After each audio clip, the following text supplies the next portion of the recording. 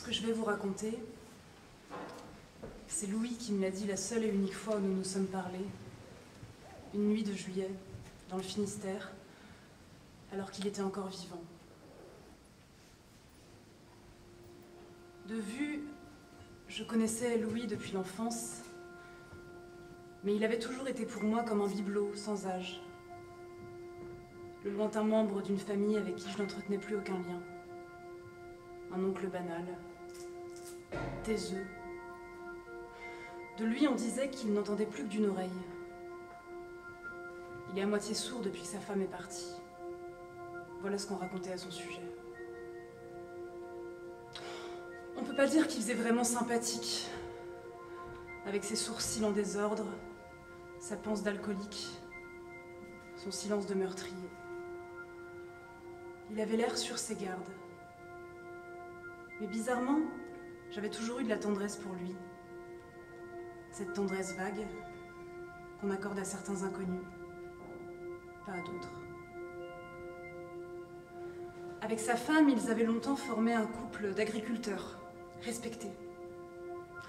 Ils vivaient dans une maison isolée, près d'une ferme, loin du bourg.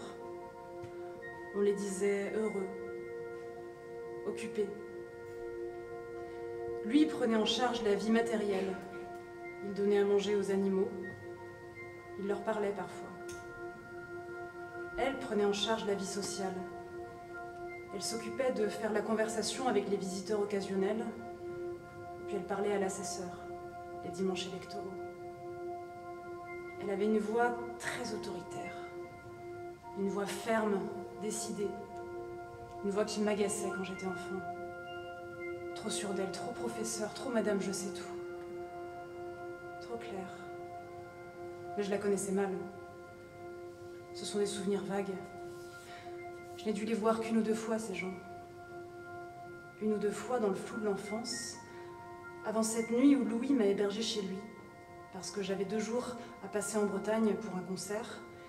Et ma mère m'avait dit, tu sais, si tu ne sais pas où dormir, il y a cet oncle.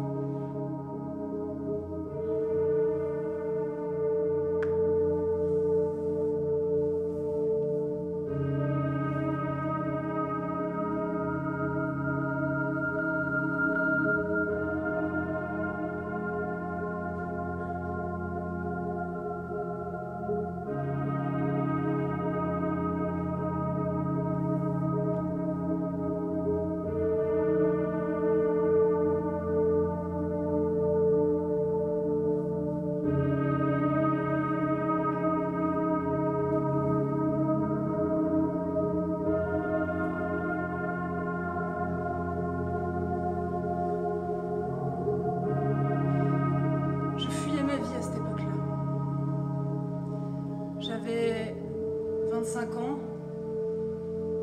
je sortais sans cesse, sans savoir pour qui, ni pourquoi. Je dormais presque chaque soir chez des gens différents avec qui j'avais des conversations beaucoup trop nerveuses. Je prenais des trains, mais sans remarquer le paysage.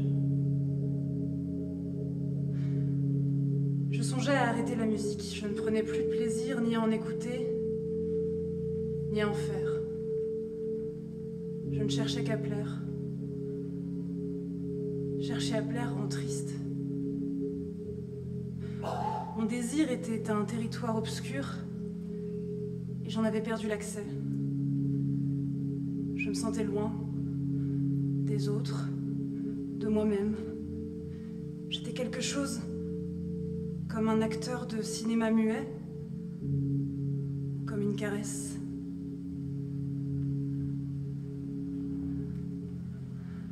quelque chose sur le point de disparaître.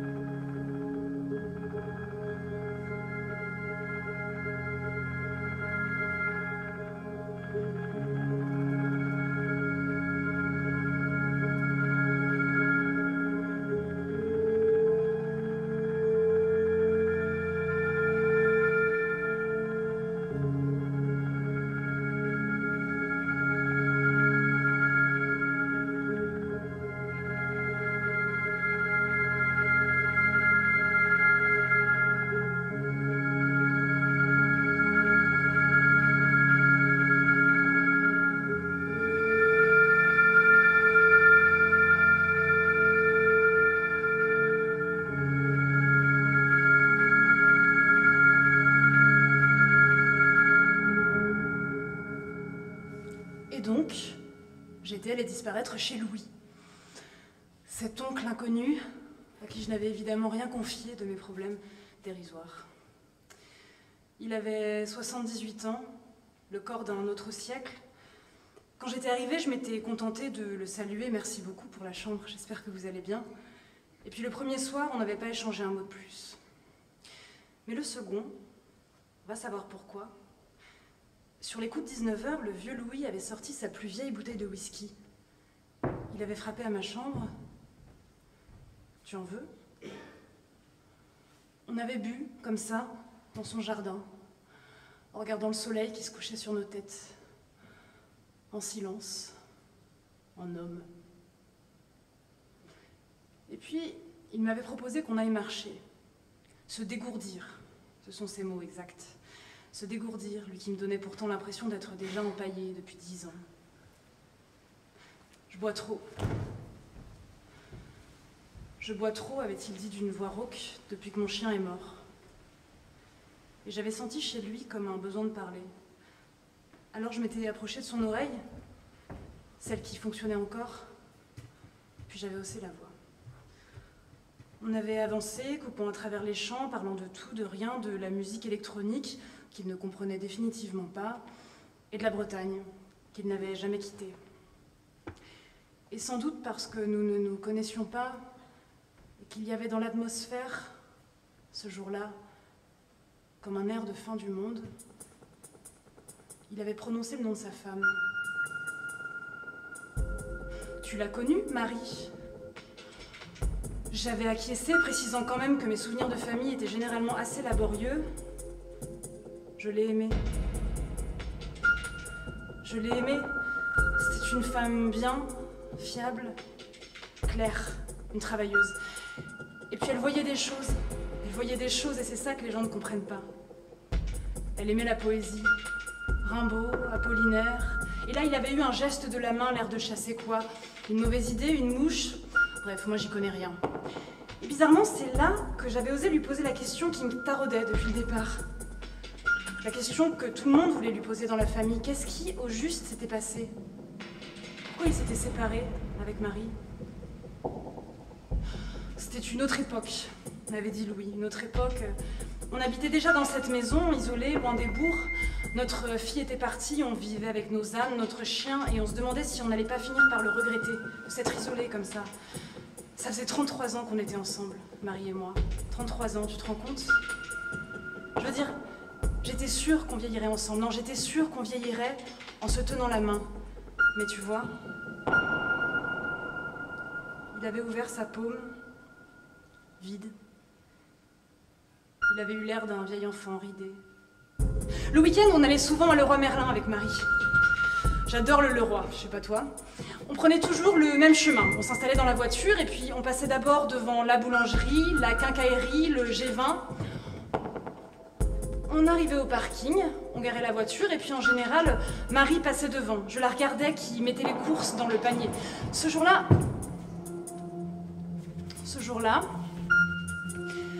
elle avait pris de la nourriture pour chien et puis un coffret mixte, vissage, perçage. Je l'avais regardé sortir, mettre les courses dans la voiture. Et puis je m'étais remis à nouveau devant le volant. On avait repris la route. On était passé à nouveau devant la quincaillerie, le G20, la boulangerie. On était arrivé chez nous, j'avais posé mes clés sur le buffet de l'entrée et c'est à ce moment-là qu'elle s'était exclamée « Merde ! Merde, j'ai oublié quelque chose au magasin !» Et j'avais proposé d'y aller pour elle. Elle avait dit « D'accord. Bon, je reviens. » Bon, je reviens furent les derniers mots de Louis à sa femme. À ce moment-là, elle avait évidemment calculé la durée exacte qui séparait le Leroy de leur maison, mais il n'en savait rien. Il se contenta de reprendre le volant. Et à nouveau, il passa devant la boulangerie, la quincaillerie, le G20. Il arriva au parking où ne traînait évidemment aucun sac oublié. Il songea à retourner acheter les courses. Le coffret mixte, vissage, perçage. Mais c'est là qu'il eut le premier acouphène dans l'oreille droite.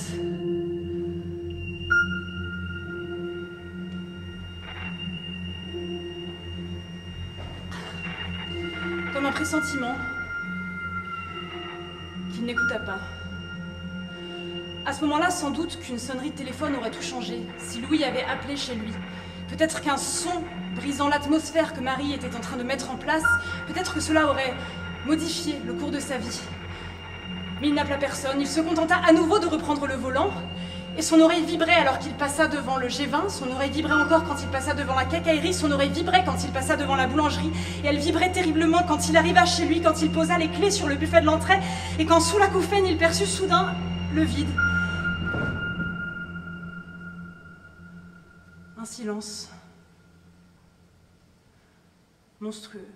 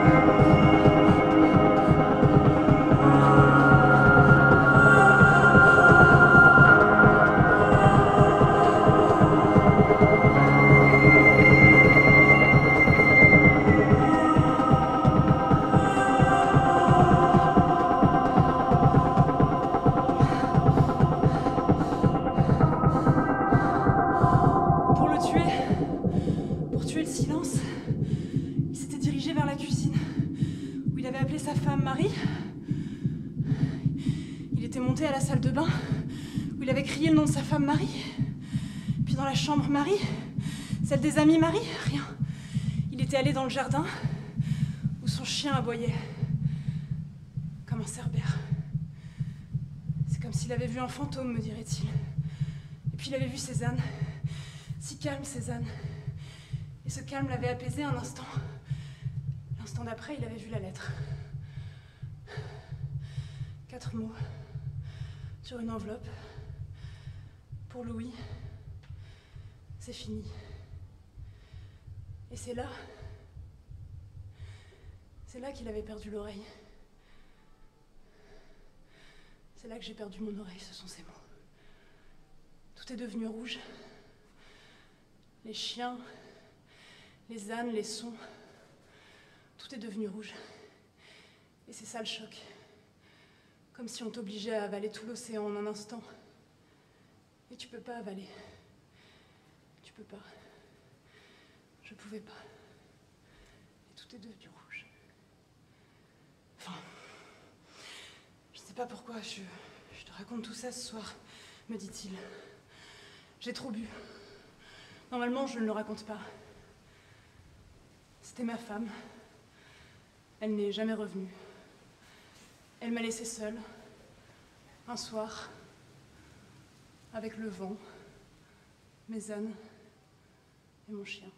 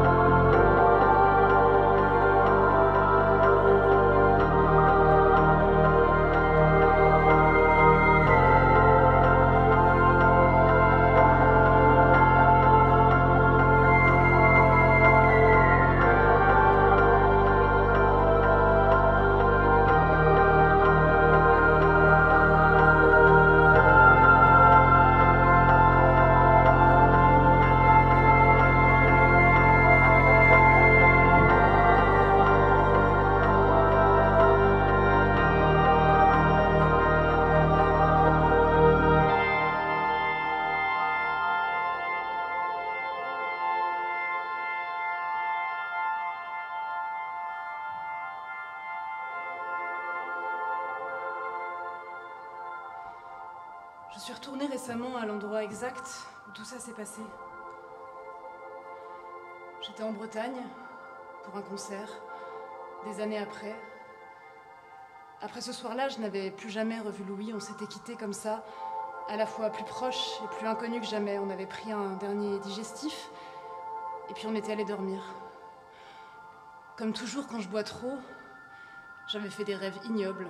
J'avais rêvé d'ânes à 5 ou 6 têtes, de chevaux avec des longues langues rouges qui s'enroulent autour de leur corps. Et puis je m'étais réveillée, le lendemain matin, avec une sensation inédite. C'est rien. C'est tout. C'est la sensation d'être en vie. C'est l'air qui passe dans la poitrine. L'envie de sourire. Et de toucher son visage. Ce soir-là, avec Louis, on n'avait pas échangé un mot de plus. On savait qu'on ne se parlerait plus. Mais en fait, si, tout de même, je vais poser une dernière question, celle qui me restait. Votre chien, comment il s'appelait votre chien? Bukowski, me répondit Louis. Et c'est la seule fois où je le vis sourire.